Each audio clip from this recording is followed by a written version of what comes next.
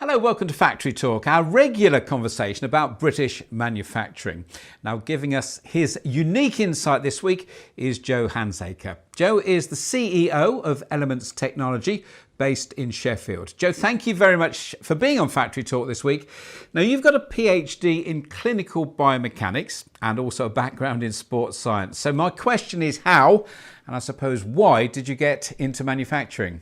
Yeah, so after a bit of a spell in academia, and by a bit I was there for 8-9 years, I got offered a job with a Sri Lankan garment manufacturing firm. So they're called MAS, and they were the guys who were funding my postdoc at Loughborough.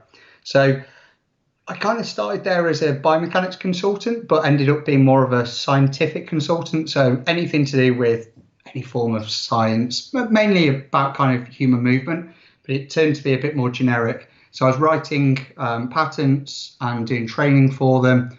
And we're talking like a global company. So they manufacture all the sports gear for Nike, Speedo, and they make a load of lingerie as well. That's their main business. Now, towards the end of my contract with them, so we were doing wearable devices, so textile integrated wearables, so clothes that would actually be able to measure how you're moving. And we were targeting consumers, and I wanted to look elsewhere. So I started looking at high value manufacturing. And I kind of saw a bit of a gap for low cost technologies. So there was a bit of an evolving of an idea, but I was coming towards the end of my contract. I'd saved enough money up to get a deposit on a house and decided to gamble it all by creating a company in an area that I didn't know. So I wasn't from manufacturing. I think that was probably the first time I've been in a factory. It was about 3 months before I started it. And I'm not overly a tech person, but I know tech people. I know what works. I just don't know how it works. So I started the company in 2018. And after all, like a right journey. So we won the Digital Catapult Hack and Pitch and the Rolls-Royce Innovation Award after, I think it was like 2 months, because I just came up with a really, really simple idea to solve something that they were looking for machine learning and AI to solve. And I was like, no, you don't need to do that. Just simple data, just capture it simply, analyze it in a really simple way. So it kind of led through from being this really simple idea about health and safety, and then it pivoted to being about orders, because I felt like that's where people would really need it.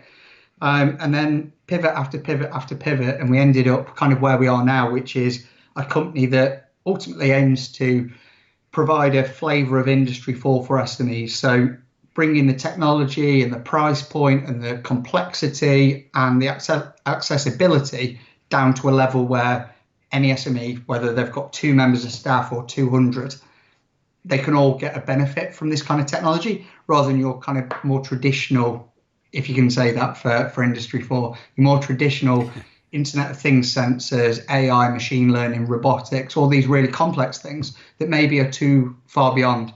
So we're trying to become that first step.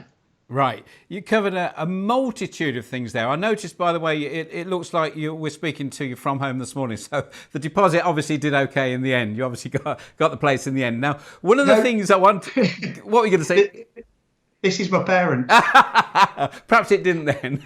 No, not yet. Not yet. So last week we were speaking to Tim Darsh from Quick Grind. He also mentioned the importance of sort of ensuring that manufacturing looks to attract people from a non-manufacturing background. Do you think this is a bit of a change in attitude in the industry?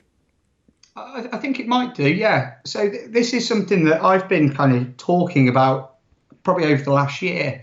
Because I've been to so many events where one of the main topics is how do we get young people into manufacturing? And it's always sneered at a little bit that, well, what we'll do is we'll get bean bags and we'll get foosball tables. And that's basically what Google and Apple do. And that way we can get young people in. But it's like, well, no, what you need to be doing is engaging with technologies that make people's lives easier. Because no one wants to go into a business where they go, well, I've got this clunky system that I have to deal with.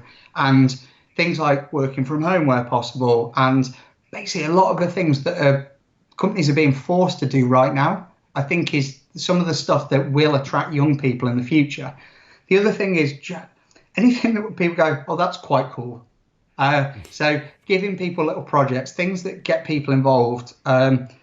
What I think people are attracted to by startups and tech companies these days, and what manufacturers need to be doing, is that kind of the cultural side of things, where that flexible working. So I don't need to go in the office all the time, and if I do, I work to my own timetable. I don't need to. It's not that presenteeism that people talk about. It's as long as I get my work done, it doesn't really matter. But I can work around my young family, and I can work around my social life. And I think if people can do that, then they'll attract young people, and you'll start evolving manufacturing into, rather than being like probably considered more of an older industry, more cutting edge. And that's for me where it needs to go and where it is going.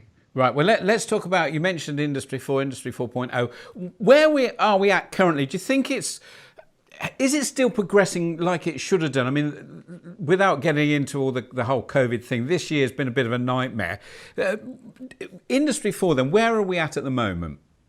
Yeah, so from my point of view, we're at a kind of a middle stage. So Industry 4, as people know it, was really for the early adopters, so your OEMs. So what that meant is all the technologies are really expensive and they're really convoluted, and they take 5-10 people a year to install and make the most of. What we're starting to see is a raft of companies like us, but you've also got companies like, you've got Smartier, you've got people like IoT Horizon, up in Blackburn. You've got a raft of companies that are trying to provide technologies which are more varied and aren't kind of at a prohibitive cost, and they don't take so much to install. And for me, we're at a stage now where the technology is suitable for middle adopters. And what we're trying to do is make technology that's suitable for late adopters as well. So you've got OEMs were the first ones who could afford the Industry 4, and it's a proof of concept. What you're now getting is a lot of your medium-sized companies. So we work with a few medium-sized companies, often within a structure of several factories, and they're looking to kind of really get organised and add some kind of flair, I suppose, to their company in parts. What we really want to do long-term is bring the small manufacturers in. So we've got a few, and we've spoken with more, and there's an appetite growing, but it's a case that a small manufacturer has a very, very different set of needs and requirements to a large manufacturer like an OEM.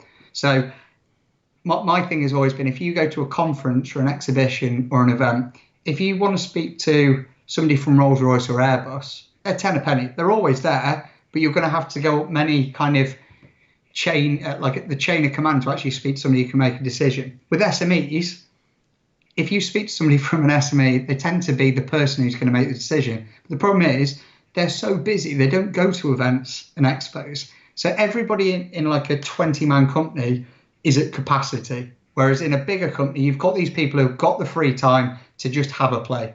You don't have that so much with an SME, and especially with small manufacturers. So actually what you really need to be doing is kind of making sure that you create something specifically for them.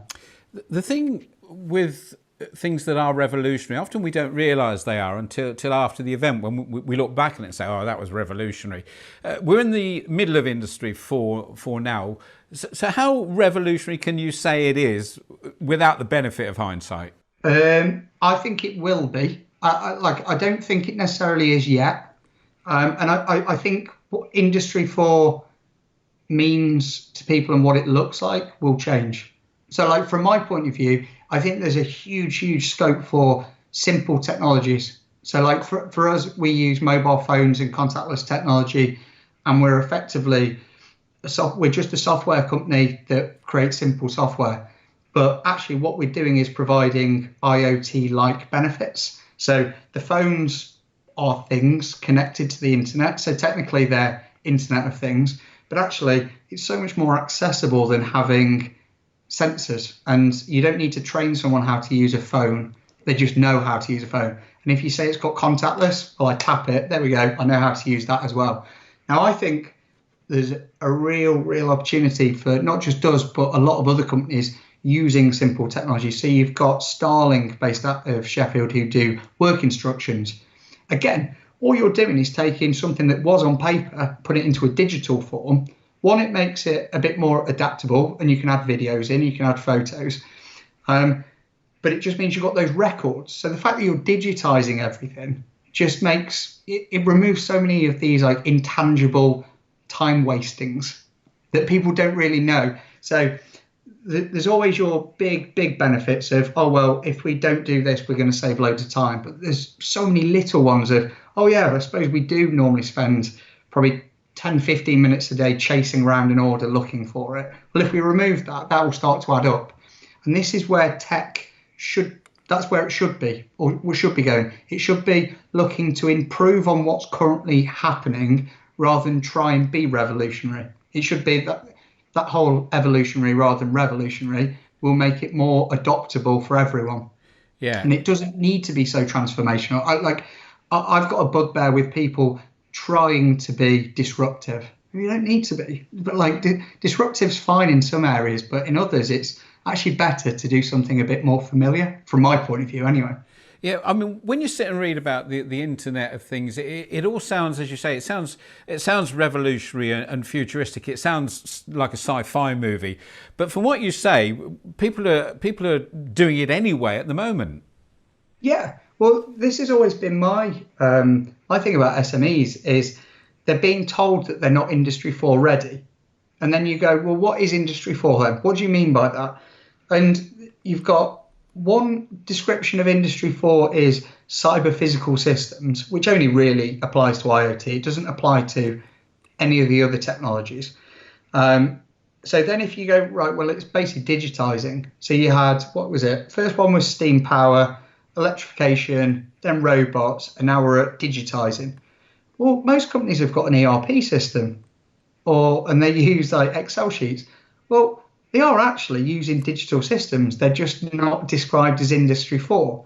And I think once people start kind of getting that message out there, it gets rid of the scare factor. But the problem is that there's a lot of companies that quite like describing their companies in the most like over the top terms ever. And like we don't.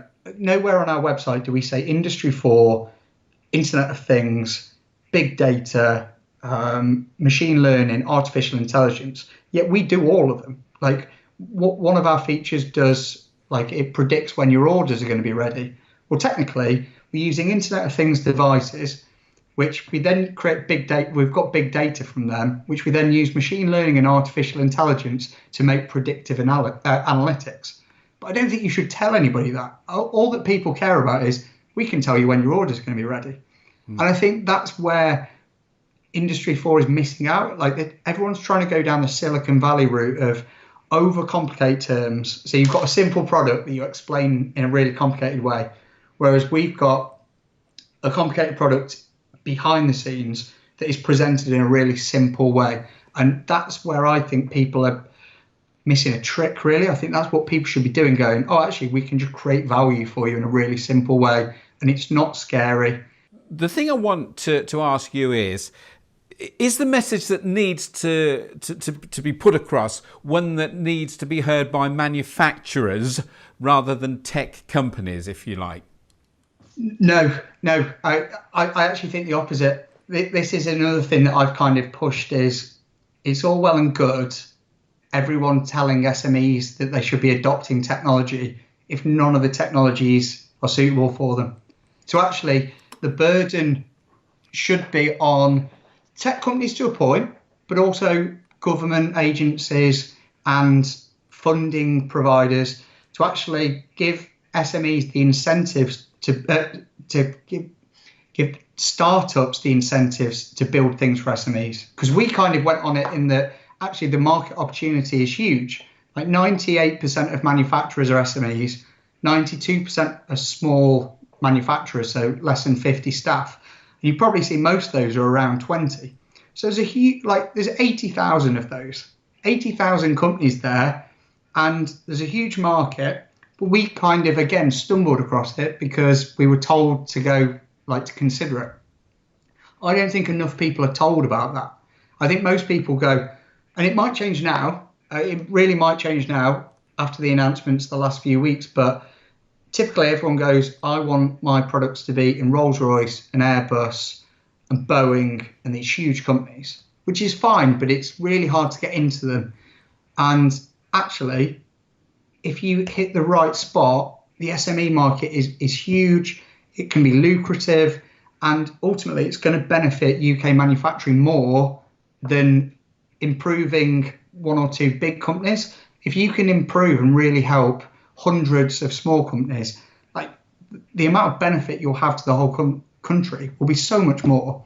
And I think the key thing with that, again, is that when it comes to the funding side of things, all the funding is around the big guys.